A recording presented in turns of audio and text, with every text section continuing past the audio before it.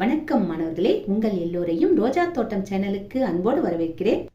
7ஆம் வகுப்பு தமிழ் பாடம் புதுமை விளக்கு. இந்த பாடத்துக்கான வீடியோவை நம்ம ஏற்கனவே போட்டிருக்கோம்.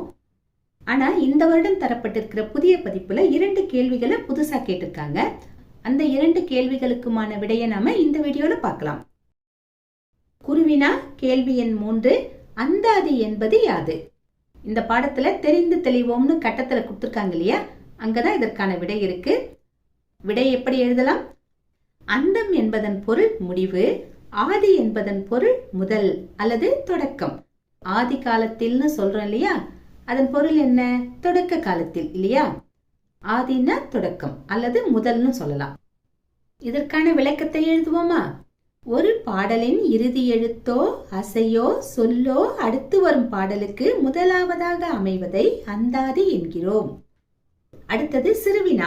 கேள்வி எண் 2, உருவக அணி எவ்வாறு அமையும்? இதற்கான விடைய புத்தகத்துல குறிச்சிக்கலாம்.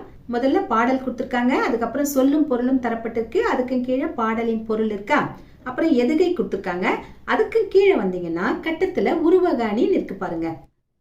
அதை அப்படியே எடுத்து எழுத வேண்டியதுதான். என்ன தரப்பட்டிருக்கு?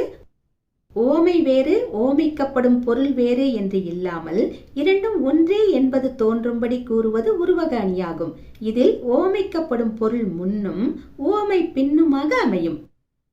இதுவரைக்கும் எழுதணும். நம்ம கிட்ட உருவக அணி எவ்வாறு அமையும்னு கேட்டிருக்காங்க. இதுவரைக்கும் எழுதினால் போதுமானது. ஆனா இன்னும் சிறப்பா இருக்கணும் விடை அப்படின்னா எடுத்துக்காட்டை நாம எழுதுறது அவசியம்.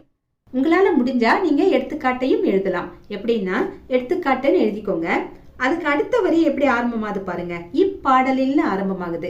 நீங்க இப்பாடலில் ஆரம்பிக்காம வையம் தகலியா பாடலில் பூமி அகல் விளக்காகவும் கடல் நெய்யாகவும் கதிரவன் சுடராகவும் உருவகப்படுத்தப்பட்டு உள்ளன. எனவே இப்பாடலில் அமைந்துள்ளது உருவக அணி ஆகும். இதையும் எழுதலாம். உருவக அணி எவ்வாறு அமையும்னு கேட்டிருக்காங்க. அந்த 3 வரியோட நீங்க முடிச்சுக்கலாம், தவறில்லை.